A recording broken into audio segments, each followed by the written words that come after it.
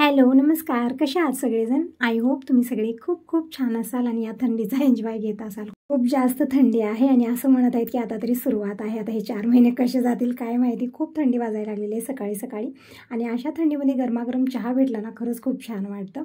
तिकडे अगोदर मी चहा बनवलेला आहे, तर तुम्ही या सगळेजण मॉर्निंगचा गरमागरम चहा घ्यायला। चहा घेत घेत इथं माझी बाकीची कामं होत आहेत। म्हणजे आज मला सपक डाळ आणि धपाटी चटणी हे सगळं बनवायचं आहे आणि दीपकलाही बसवलेले किचन काउंटरवरती। म्हणजे मी बसवायची काही गरज नाही आहे, दोघंजणी किचन काउंटरवरतीच बसतात। यांचं हे डायनिंग टेबल आहे, म्हणजे खाली बसणार नाही ना, बाहेर सोफ्यावरती बसणार आहेत। इथंच बसायचं असतं दोघांनाही, दीपक असो दिनेश असो। एक ताई म्हणत होत्या दीपक दिनेश तुझी मुलं आहेत का, तर हो ताईनो माझीच मुलं आहेत दीपक दिनेश। तर इकडं दुधी घेतलेले आहे। दीपकला म्हणलं की दुधीवरची साल काढून दुधी मला किसून दे आणि कोथिंबीर दिलेली आहे। छान अशी हिरवीगार कोथिंबीर आहे। म्हणजे आता जसं थंडी चालू झाली ना तसं एकदम छान ताज्या ताज्या मार्केटमध्ये भाज्या येतात। जसं मेथीची भाजी आहे, कोथिंबीर आहे, म्हणजे मार्केट भरलेलं असतं ताज्या भाज्यांनी। तर इकडं दीपक दुधी जे आहे ना साल काढून खिसून देईल तोपर्यंत मी पिठं काढत आहे। म्हणजे 3 प्रकारची पिठं घ्यायची आहेत आणि तसं तर ज्वारीच्या पिठामध्ये तांदूळ टाकूनच मी दळून आणते, म्हणून वेगळं घ्यायची गरज नाही आहे। तर इथं मी 2 गिलास ज्वारीचं पीठ घेतलेलं आहे, म्हणजे जास्त प्रमाणात ज्वारीचंच पीठ घेतलेलं आहे। 2 कप बेसन घेतलेलं आहे आणि 1 कप मी गव्हाचं पीठ घेतलेलं आहे। सगळी पीठ अगोदर चाळून घेऊया। म्हणजे सकाळी सकाळी नाश्त्याला काय बनवायचा खूप मोठा प्रश्न असतो। तर कालच मी विचार करून ठेवलेला होता की मॉर्निंगला नाश्त्यात काय बनवायचं, कधी इडली, कधी डोसा, कधी धपाटी बनते, कधी थालीपीठ बनतं। म्हणजे नियोजन मी अगोदरच करून ठेवते, तेव्हा सकाळी लवकर आपली कामं आवरली जातात। तिकडे पिठं सगळी मी चाळून घेतलेली आहे। तोपर्यंत दीपकनं दुधीवरची साल काढलेली आहे आणि इकडं मेथीची भाजी काल दीपकनं आणलेली होती, तर ते मी निवडून ठेवलेली आहे रात्रीच। तर मेथीची भाजी, दुधी, कोथिंबीर हे सगळं टाकून मी हे धपाटे बनवत आहे। म्हणजे एक प्रकारचे पराठेच बनवत आहेत, खूप छान टेस्टी आणि खाण्यासाठी खूप पौष्टिक असतात। आणि अशाच भाज्या खायला मुलं नानू करतात, तर अशा प्रकारे धपाटी किंवा आपण वेगवेगळ्या रेसिपी बनवू शकतो भाजी टाकून, छान पौष्टिक असतात। तर इकडे मी चॉपर घेतलेले आहे। दीपकला म्हणलं चॉपरमध्येच हे आता मला चॉप करून दे, कारण आता खिसायला भरपूर वेळ जाणार आहे याला। तर छोटे छोटे तुकडे करून म्हणजे छोटे छोटे कट करून या चॉपरमध्ये टाकून दीपक हे करून देत आहे। तोपर्यंत मी इकडं मसाले मिक्स करते पिठामध्ये। तर अगोदर मी 1 ते 1.5 चमचा ओवा घेतलेला आणि जेव्हा मी व्हिडिओला व्हॉइस ओव्हर देत आहे ना त्यावेळी मुलांचा खूप गर्दा यामध्ये ॲड होत आहे। म्हणजे माझ्या आवाजापेक्षा त्यांचाच येत आहे, कारण बाहेर खेळत आहेत, खूप मस्ती करत आहेत मुलं, खूप चिरकायचा आवाज येत आहे, तर थोडंसं इग्नोर करा। तर इकडं ओवा मी हातानं घासून टाकलेला आहे, 1 चमचा जिरं टाकलेला आहे आणि आता टाकूया मसाले। तर हिरवी मिरचीची पेस्ट टाकलेली 1 ते 1.5 चमचा, यानं कलर पण छान येतो आणि टेस्ट पण छान येतो। म्हणजे हिरवी मिरचीचा फ्लेवर यामध्ये खूप छान येतो। आणि बिलकुल थोडीशी लाल मिरची पावडर टाकलेली आहे, अर्धा चमचा हळदी पावडर, 1 चमचा धना पावडर, चवीपुरतं मीठ टाकलेलं आहे आणि अर्धी वाटी पांढरे तीळ टाकायचे, त्यानं टेस्ट छान येतो धपाटीला। पण तीळ नाही आहेत माझ्याकडे, संपलेले आहेत, म्हणून मी इकडं स्किप केलेलं आहे। तुमच्याकडे असले तर जरूर टाका, खूप छान धपाटी बनून तयार होते। तिकडं तेल घेतलेलं आहे 2 चमचे आणि सगळे मसाले टाकून मी छान मिक्स करून घेतलं आणि जे दुधी चॉपरला चॉप केलेली आहे ते पूर्णपणे टाकलेले आहे। तोपर्यंत दीपक इकडं कोथिंबीर आणि मेथीची भाजी एकदम बारीक चिरून देत आहे। तोपर्यंत मी सगळे मसाले मिक्स केलेले आहेत आणि नंतर मी तर अद्रक लसणाची पेस्ट टाकलेली 1 ते 1.5 चमचा भरून, याचा फ्लेवर छान येतो यामध्ये। छान मिक्स करून घेतलं आणि नंतर तेल टाकलेलं आहे आणि जी भाज्या आहेत आता सगळ्या चिरलेल्या टाकूया यामध्ये, छान मिक्स करूया। आणि जेव्हा मी अगोदरच्या व्हिडिओमध्ये म्हणलेलं होतं की मी दररोज लवकर उठून कामं करते, तेव्हा दिनेशचे पप्पा म्हणत असतात की आज कुठल्या गावाला जाते। घरची कामं इतकी असतात छोटी मोठी की सांगून तर जमत नाही, आपल्याला केल्याशिवाय ते जमत नाही। म्हणजे असं म्हण आहे की बाई बसेना आणि काम दिसेना, हे एक म्हण आहे। म्हणजे अगोदरपासून हे म्हण मी ऐकत आलेली आहे। तर त्यावरती तुमचं म्हणणं असं होतं ताई घरोघरी हीच कहाणी आहे, आमच्या इथे असंच म्हणलं जातं। तर खूप ठिकाणी मी ऐकलेलं आहे की असंच म्हणलं जातं की घरात कामच काय असतं, पण खरं सांगते जे व्यक्ती करतो ना त्याला समजतं की किती कामं आहेत घरामध्ये। कारण बाहेर जाण्याला तर वाटतं की मी बाहेर जातो, इतकी कामं करतो, पैसे कमवून आणतो, घरात बाया बसून असतात, काय काम असतं दिवसभर। सर्वात जास्त काम बायकांनाच असतं घरामध्ये। एकदम छोट्या छोट्या गोष्टी असतात जे तुम्हाला वेळेत भेटतात ना, ते फक्त बायकांमुळेच असतं, पण ते सगळ्यांना समजत नाही। तर असं ताईनं असंच आहे सगळ्यांच्या घरची कहाणी। आणखीन तुम्ही म्हणत होता आई कुठं आहे, तर आई गेलेली आहे परत गावी। म्हणजे मी 3-4 दिवसच ठेवून घेतला आईला, त्यानंतर आई इथं राहतच नाही, आईला करमत नाही येते। गावाकडे कसं आहे सगळ्या आया बाया येतात, परत शेताकडे जायचं असतं त्यांना, घरची कामं असतात। इम्पॉर्टंट हेच आहे की कामामध्ये व्यस्त असतो ना तेव्हाच आपला वेळ जातो। इथं आई आल्यानंतर तितकं काम नसतं ना, त्यामुळे तिला ना वेळ जात नाही आणि करमत नाही आहे, असं आहे। आणि टी व्ही बघण्याची सवय नाही आहे, म्हणजे टी व्ही पण जास्त बघत नाही, त्यामुळेच करमत नव्हतं।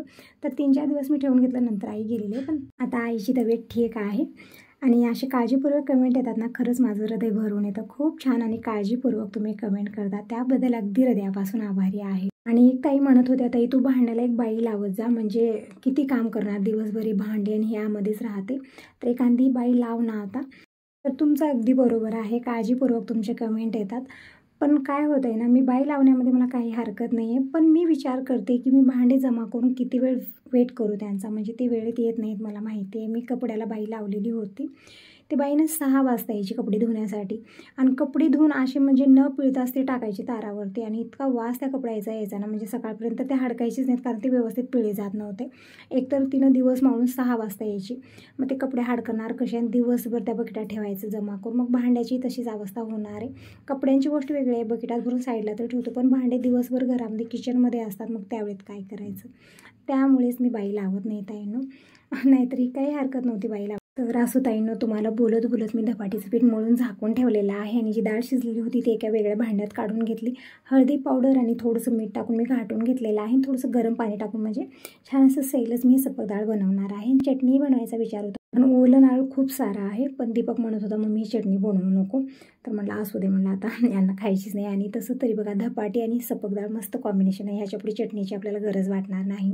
तिकडे सगळी तयारी करून घेतलेली आहे, जसं कोथिंबीर बारीक चिरून घेतली, कढीपत्ता घेतला, लसूण वाटून घेतलेला आहे, आणि इकडे सपक डाळीची पूर्ण तयारी मी करून घेतली. आता तडका देते, आणि संग इकडे आमची बडबड ही चालू आहे, म्हणजे दीपक काहीतरी काही विचारत असतो. दिनेश गेलेला आहे पप्पांकडे, आता थोड्या वेळात तो पण येईल. मग तो आल्यानंतर मग अशी मीटिंग चलते ना सगळ्यांची, मग काय सांगू, कुणाचाच आवाज येणार नाही, त्यामध्ये हाशी बिजी होऊन जातो आम्ही. माझी कामं आणि या दोघांची बडबड सुरूच असतं. ते इकडं कढईमध्ये 2 चमचे तेल घेतलेलं आहे, मोहरी जिरं टाकलं, लसूण टाकलं, कढीपत्ता टाकलेला आहे, परतून घेतलेला आहे. हलकासा लसणाचा कलर चेंज होऊ लागल्यानंतर मी कोथिंबीर, हळदी पावडर टाकली, आणि जी मिक्स केली डाळ आहे ती टाकलेली आहे. एकदम मस्त हे वरण बनून तयार झालेली. वरून थोडीशी कोथिंबीर टाकलेली आहे. एक उकळीचा वेट करूया. आणि हो, अंगणाची कामं थोडीफार राहिलेली आहेत, म्हणजे सकाळी मी लवकर अंगणाची साफसफाई केलेली आहे, सगळं स्वच्छ धुवून घेतलेलं आहे, पण रांगोळी काढायची राहूनच गेली, कारण चहा पाणी हे ते सगळ्यांचं आवरून द्यायचं होतं, मग त्यामध्ये रांगोळी काढायचं राहून गेले. एखादी काम राहून गेलं ना, ते राहूनच जातं, मग नंतर खूप लेट होतो मला, तर तोपर्यंत पाणी पण हडकलेलं होतं, तर आणखीन थोडंसं पाणी टाकलं आणि रांगोळी काढलेली आहे मी बाहेर, आणि मेन गेट ही ओढून घेते. तरी बाहेरची कामं झाली, आणि आता किचनमध्ये सगळी तयारी मी करून ठेवली. बाबाही आलेले, तर बाबांना म्हटलं आंघोळ करा, तोपर्यंत मी धपाटी बनवून घेते, म्हणजे सगळेजण जेवण करतील. आणि इकडं दूध पण आलेलं आहे, तर आता दूधही गरम करायला ठेवते, संग भात बनायला ठेवते, म्हणजे आता धपाटी आणि वरण हे सगळं बनलेलं आहे. तरी पण आता दुपारच्या स्वयंपाकाची तयारी मी संग करत आहे, कारण नंतर खूप लेट होत, आणि जी एक्स्ट्रा कामं असतात ती होत नाहीत माझी, म्हणून मी काय करते, संगच करते. किचनची जी कामं आहेत, आता सकाळचं जेही ब्रेकफास्ट आहे ते पण बनत आहे, आणि दुपारचं स्वयंपाकी मी करून घेते. त्यानंतर देवपूजा असणार आहे, बाकीची खूप सारी कामं. आणि इव्हनिंगची वेळ झाली की दीपक म्हणतो मम्मी आपण थोडा वेळ वरती जाऊया, मग तेव्हा मला वेळच राहत नाही, म्हणजे कुठली तरी एक्स्ट्राची कामं काढून बसते मी, आणि त्यामध्ये वेळ कसा तो समजत नाही. आणि दीपक म्हणतो की मम्मी थोड्या वेळ वरती जाऊया, तर जेव्हा मुलं म्हणतात ना त्यावेळेत मन मोडावं असं वाटत नाही, म्हणून मी थोडीशी कामं फास्टच आवडते आजकाल. तर इकडे तांदूळ संपलेले होते भरणीमधले, तर दीपकला म्हटलं तांदूळ काढून दे, कारण मी मोठा तांदूळ आणि बारीक तांदूळ मिक्स करून भात करत असते, छान बनतो भात. तर इकडे बारीक तांदूळ संपलेले होते, तर भरणी भरून ठेवलेली आहे, तर तेही ठेवायचे आहे. आणि इकडे मी तांदूळ फटकून घेतले, 2-3 पाणी धुवून घेतलं, आणि भात बनत ठेवते. बाबांचंही आवरतच आहे, आता पटकन मी धपाटी बनवून घेते. दीपक दिनेश म्हणजे सगळ्यांचाच ब्रेकफास्ट होईल, आणि टिफिन पण मला भरून द्यायचं आहे. तर सकाळी अशी धावपळ असते ना, सगळ्यांचं एक वेळचं खाणं पिणं होईपर्यंत इतकी धावपळ असते की काय सांगू. ते थंडी वाजते की मला गरमी होते ते पण समजत नाही यामध्ये. तर तांदळाची भरणी अगोदर साईडला ठेवली, कारण ती काचेची आहे ना, भीती वाटते मला फुटेल करेल, कारण घाईगडबड खूप असते ना, त्यामध्ये सांडा लोंडा पडापडी होतच असते, म्हणून अगोदर मी साईडला ठेवून दिलेला आहे. आणि इकडं आता अगोदर मी धपाटी बनवायची तयारी करत आहे. पातेल्यामध्ये अगोदर दूध गरम करायला ठेवते, कारण दूधही जास्त वेळ ठेवलं तर दूध खराब होतं. तिकडे दूध मी शोधून घेत आहे, कारण कचरा निघतच असतो, आणि दूध तसं तर गावाकडून येतं ना, तर तिकडे ठेवल्यामुळे मला थोडंसं वाटतं, त्यामुळे ना मी ते शोधून घेते. तसं तर काही निघत नाही यामध्ये, तरी पण एक मनाच्या शांतीसाठी दूध शोधूनच गरम करायला ठेवते. तिकडे बॉटली मी संग धुवून ठेवते, कारण बॉटल्या ना खूप सारे एक पोतं भरून ठेवते, एकाच वेळेला येऊन घेऊन जातात, म्हणजे 1 महिन्याच्या बाटल्या जमा होतात. तिकडं भाताचं उचून मी इकडच्या बर्नरवर ठेवलेलं आहे, दूध गरम करायला ठेवलेलं आहे. आणि दिनेश पण आलेले, तोपर्यंत म्हणत नाश्ता तयार झाला का, तर हो आता झालेलंच आहे. आणि तितक्यात लाईट गेलेले बघू शकता, पूर्णपणे अंधार, आणि खिडकीतनं ऊन येत आहे, त्यामुळे जास्त चमकत होतं.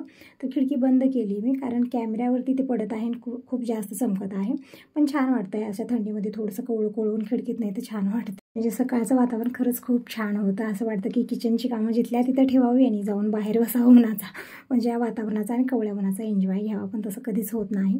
तर इकडे दूधही गरम झालेलं आहे आता आणि एक कॉटनचा कपडा घेतला मी, पोलपाटवरती टाकलेले, म्हणजे भिजवून घ्यायचं आहे आपल्याला. आणि यावरती धपाटी थापून मी बनवत असते. थालीपीठ असो किंवा धपाटी असो, थापून बनवायची खूप छान बनते. तसं तर थालीपीठ ना डायरेक्ट पॅनवरतीच थापून बनवायचं असतं, ते पण मी कधीतरी अधूनमधून करत असते, पण ते करणं मला ना थोडंसं कठीण वाटतं. कारण का ते शेकण्यासाठी वेळ जास्त लागतो, कमी गॅसवरती निवाण शेकायचं असतं आणि सकाळच्या घाईगडबडीत ते सगळं होणार नाही.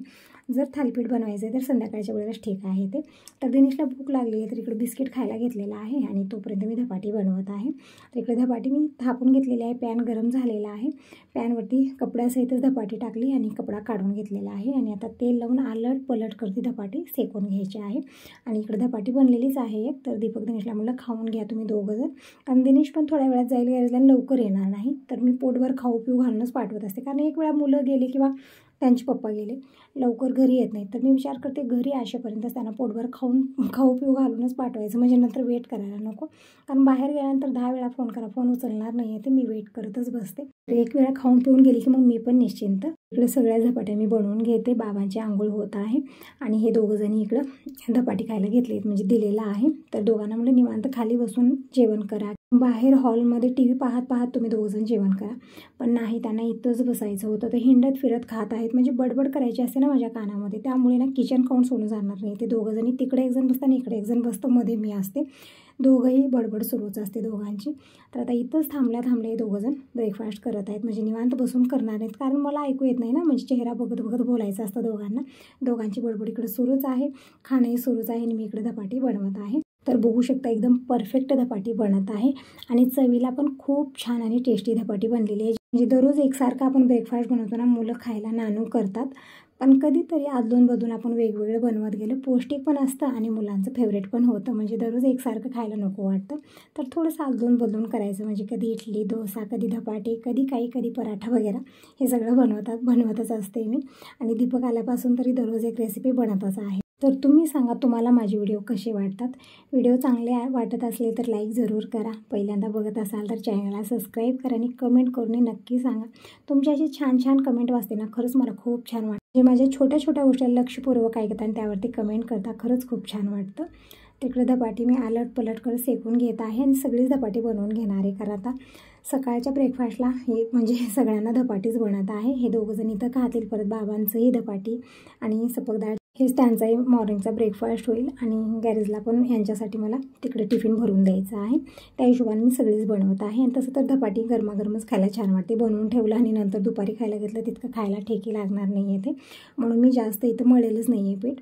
तिकडं आमची चर्चा, आमची बडबड सुरू आहे, म्हणजे निवांत बसून बोलायला तितका वेळच नसतो कुणाकडे. कामं करत करत पाहुणे येऊ दे, बहिणी येऊ दे, माझ्या कोणी येऊ दे, किचनमध्येच असतात सगळे आणि माझी बडबड सुरू असते, कारण करण्यासाठी दुसरं कोणी नसतं.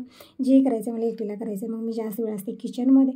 जे येतात पाहुणे असो किंवा माझी बहिणी, सगळेजण येतच येतात. हेच आमचं म्हणजे काय म्हणतात ते, पाहुण्यासाठी रूम बनवतात ना, हे आमचं किचनच आहे, पाहुण्यांचं रूम. तर असं धपाटी वगैरे बनवली, बाकीची थोडीफार कामं आवरली आणि संघ मी इकडे भाजीची तयारी करत आहे, म्हणजे दुपारचा स्वयंपाक बनत आहे. तर विचार केला काही सुचत नव्हतं की काय बनवायचं, तर मला आता टोमॅटोची भाजी बनवूया आणि भाकरी, आणि बाकीची जी कामं आहेत ना ती एक एक आवरतच आहेत. म्हणजे आज मी कपडे हातानं धुणार आहे, कारण व्हाईट कलरचे कपडे आहेत ना, मशीनमध्ये घातल्याने त्याचा कलर एकदम चेंज होत आहे, म्हणून विचार केला की आज हातानंच कपडे धुवायचे. त्यामुळेच थोडंसं लवकरच मी इकडं